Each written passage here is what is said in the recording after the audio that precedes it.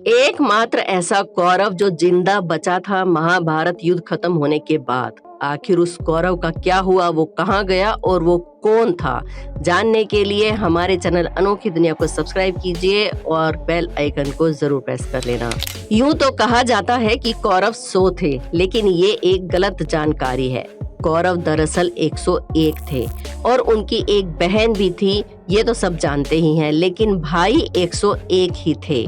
100 कौरवों का खात्मा महाभारत युद्ध के दौरान हो चुका था, लेकिन एक ऐसा कौरव था जिसने अपना पलड़ा यानी कि अपना पक्ष बदल लिया था। उसने कौरवों की तरफ से नहीं बल्कि पांडवों की तरफ से युद्ध लड़ा था। हम बात कर रहे हैं धृतराष्ट्र और एक दासी पुत्र युयुत्सु के बारे में। जी हाँ, आपने सही सुना, दासी पुत्र युयुत्सु। युयुत्सु महाभारत के युद्ध के अंत में बचे हुए 18 योद्धाओं में से एक थे। उनके पिता धृतराष्ट्र थे, किंतु उनकी माता गांधारी नहीं बल्कि एक दासी थी जिसका नाम सोबली था। जब युयुत्सु का जन्म हुआ तो वो देखने में अत्यंत बलवान लगता था, और हो भी क्यों ना, आखिर वो महाराज धृतराष्ट्र का ही तो पुत्र था। इसी कारण उसका नाम युयुत्सु यानी कि योद्धा रखा गया। वो दुर्योधन से छोटा और दुशासन से बड़ा था। महामंत्री विदुर की भांति उसे भी जीवन भर राजपुत्र होकर भी दासी पुत्र होने का ताना झेलना पड़ा। हालांकि उन्हीं की भांति उसका महत्व भी हस्तिनापुर में बहुत था। अन्य सभासदों के लिए वो एक राजपुत्र ही था। महाभारत के युद्ध के बाद वही इकलौता ऐसा कौरव था जो जीवित बचा था, और उसी ने धृतराष्ट्र और गांधारी की मृत्यु के बाद उन्हें मुखाग्नि दी थी। दुर्योधन हमेशा शकुनी की बातों में आ जाता था और अपने ही भाइयों से बैर कर बैठा, लेकिन युयुत्सु कभी भी शकुनी के प्रभाव में नहीं रहा। अपने अन्य भाइयों के स्वभाव के उलट उसके मन में सदैव धर्म की ओर ही हमेशा झुकाव रहता था। यही कारण था कि दुर्योधन के किसी भी पाप में वो भागीदारी नहीं करता था। ऐसा कहा जाता है कि उसने ही युधिष्ठिर को सूचना दी थी कि दुर्योधन ने भीम की खीर में विष मिला दिया है। आपको एक और सूचना दे दें कि युधिष्ठिर सभी कौरवों में सबसे ज्यादा युयुत्सु को ही पसंद करता था और उसे ही मानता था। कहा जाता है कि जब द्रौपदी का चीरहरण भरी सभा में हुआ था, तब युयुत्सु ही था जिसने आगे बढ़कर अपने भाई दुर्योधन को रोका था और कहा था कि वो अधर्म कर रहा है। लेकिन दुर्योधन पर तो उस समय क्रोध इतना सवार था कि उसने अपने छोटे भाई युयुत्सु को डराया और कहा कि वो जाकर अपनी सीट पर बैठे और सिर्फ चुपचाप तमाशा देखे। लेकिन जब सभा में खुद बड़े बड़े योद्धा जैसे कि कृपाचार्य, द्रोणाचार्य, खुद महाराज धृतराष्ट्र और सबसे बड़े भीष्म पितामह मूक दर्शक बनकर तमाशा देख रहे थे, तो वहां युयुत्सु की कहां चलने वाली थी। इसलिए वो चुपचाप जाकर अपनी सीट पर बैठ गया। लेकिन वहां उस समय सभा में जो चल रहा था वो उससे सहमत नहीं था और उसने उसके खिलाफ आवाज भी उठाई। इसीलिए वो भगवान कृष्ण का भी अपने स्वभाव के कारण चहीता था। कहा जाता है कि वो एक उत्कृष्ट योद्धा था और उसकी गिनती महारथियों में की जाती थी। जब महाभारत का युद्ध हुआ तो ना चाहते हुए भी उसे कौरवों के पक्ष से युद्ध लड़ना पड़ा। लेकिन युद्ध आरंभ होने से ठीक पहले ही युधिष्ठिर के कहने पर उसने कौरवों का पक्ष छोड़कर पांडवों के पक्ष में शामिल होना बेहतर समझा। युधिष्ठिर जानते थे कि युद्ध में धृतराष्ट्र के सभी पुत्रों का नाश हो जाएगा, इसीलिए उसने अपने सबसे प्रिय युयुत्सु को कभी भी सीधे युद्ध में भाग नहीं लेने दिया। उन्होंने युयुत्सु को पांडवों की सेना के अस्त्र और शस्त्र की आपूर्ति के लिए कठिन जिम्मेदारी सौंपी, जिसे उसने बखूबी निभाया भी।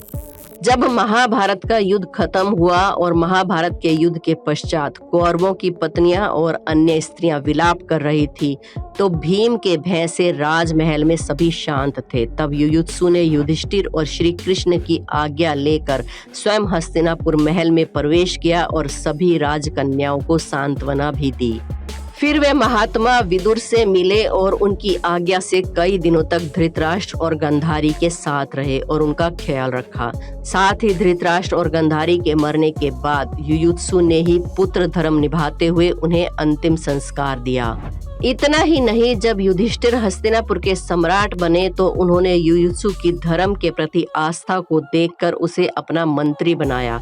36 वर्षों तक राज करने के बाद जब युधिष्ठिर अन्य पांडवों और द्रौपदी के साथ स्वर्ग की तलाश में चले गए तो उन्होंने अभिमन्यु के पुत्र परीक्षित को हस्तिनापुर का सम्राट घोषित किया और युयुत्सु को उसका अंगरक्षक बनाया।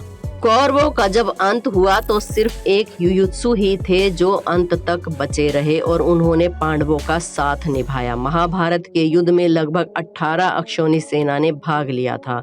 कौरवों की तरफ से 11 अक्षौणी और पांडवों की तरफ से 7 अक्षौणी सेना ने भाग लिया था। युद्ध के समाप्त होते होते इन 18 दिनों में दोनों ओर से लगभग पूरी सेना का अंत हो चुका था। महाभारत युद्ध के बाद सिर्फ मुट्ठी भर योद्धा ही जिंदा बचे थे। उस विनाशकारी युद्ध में दोनों पक्षों का लगभग सब कुछ तबाह हो गया था। कौरवों के पक्ष से लड़ने वाले महाभारत के युद्ध में कृपाचार्य भी जीवित बच गए थे क्योंकि उन्हें चिरंजीवी होने का वरदान प्राप्त था। उनकी मृत्यु की कोई कथा उपलब्ध नहीं है, यहाँ तक कि कहा जाता है कि वो आज भी जीवित हैं। अश्वत्थामा जो कि गुरु द्रोणाचार्य का पुत्र था, वो भी महाभारत के महाकाव्य का अत्यंत दुर्लभ किरदार है जिसके जिंदा होने की चर्चा आज भी की जाती है। गुरु द्रोणाचार्य और उनकी पत्नी कृपि ने ऋषिकेश के समीप तमसा नदी के तट पर एक दिव्य गुफा में तपेश्वर नामक शिवलिंग था जो उसकी तपस्या की थी। तब जाकर महादेव प्रसन्न हुए थे और उन्होंने स्वयं की शक्तियों के अंश से एक पुत्र प्रदान किया था जिसका नाम अश्वत्थामा रखा गया। अश्वत्थामा के मस्तक पर एक मणि थी जिसके कारण वो बिना थके हुए लंबे समय तक युद्ध कर सकता था। गुरु द्रोणाचार्य को अपने पुत्र की शक्तियों पर इतना भरोसा था कि उसे कभी कोई मार नहीं सकता, यहाँ तक कि अश्वत्थामा के पास ब्रह्मास्त्र भी था। अश्वत्थामा ने जब सोए हुए निरपराध पांडवों के बालकों की हत्या कर दी तब महाभारत के अनुसार पांडव अश्वत्थामा को पकड़कर द्रौपदी के समक्ष ले गए। अश्वत्थामा को अपने पापों का एहसास था। उसे देखकर द्रौपदी का मन पिघल गया। द्रौपदी ने बोला, आर्य पुत्रो, ये एक गुरु पुत्र है और ब्राह्मण है। ब्राह्मण की हत्या करना पाप है। इसके वध से इसकी माता कृपि भी इसी तरह से अपने पुत्र का शोक और विलाप करेगी जिस तरह से आज मैं अपने पुत्रों की हत्या पर विलाप कर रही हूँ। इसकी हत्या से मेरे पुत्र वापस नहीं आ सकते, अतः आप इसे मुक्त कर दें। तब अश्वत्थामा के मस्तक से मणि निकालकर और उसके केश काटकर उसे मुक्त कर दिया था। अपने पूरे जीवन में सारथी पुत्र का ताना सुनने वाले अंगराज यानी कि दुर्योधन के मित्र कर्ण के 9 पुत्र थे। इस विनाशकारी युद्ध में कर्ण के 8 पुत्र मारे गए, लेकिन उसका एक पुत्र जिसका नाम वृषकेतु था जीवित बच गया क्योंकि कर्ण ने उसे अस्त्र शस्त्र की अच्छी शिक्षा दी थी और उसे ब्रह्मास्त्र का भी ज्ञान था। कर्ण की मृत्यु के बाद जब पांडवों को पता चला कि कर्ण उनका बड़ा भाई था तो उन्होंने वृषकेतु को अपना पुत्र मानकर इंद्रप्रस्थ का एक राज्य उसे सौंप दिया। महाभारत काव्य के सबसे शातिर दिमाग शकुनी मामा को कौन नहीं जानता। उनके बिना तो ये युद्ध संभव ही नहीं था। शकुनी मामा के 3 पुत्र थे। उनमें सबसे छोटे पुत्र का नाम था वरापरी चिट्टी। शकुनी मामा और उनके दोनों बड़े बेटे भी युद्ध में मारे गए, लेकिन उनका सबसे छोटा बेटा वरापरी चिट्टी भी युद्ध में जीवित बच गया था। जब तक शकुनी जिंदा था तब तक वरापरी चिट्टी एक प्रधानमंत्री की तरह गंधार राज्य को संचालित करता था। शकुनी और अपने समस्त भाइयों की मृत्यु के बाद उसे गंधार का राजा बना दिया गया। इसके अलावा कौरव पक्ष से धृतराष्ट्र और गंधारी भी जीवित बचे थे। दोस्तों, आज की वीडियो में कुछ नई जानकारी आपको मिली हो जो आपको पहले नहीं पता थी तो वीडियो के लिए एक लाइक तो बनता है। हमारे चैनल अनोखी दुनिया को सब्सक्राइब कर लें और बेल आइकन को प्रेस करना बिल्कुल भी ना भूलें। धन्यवाद।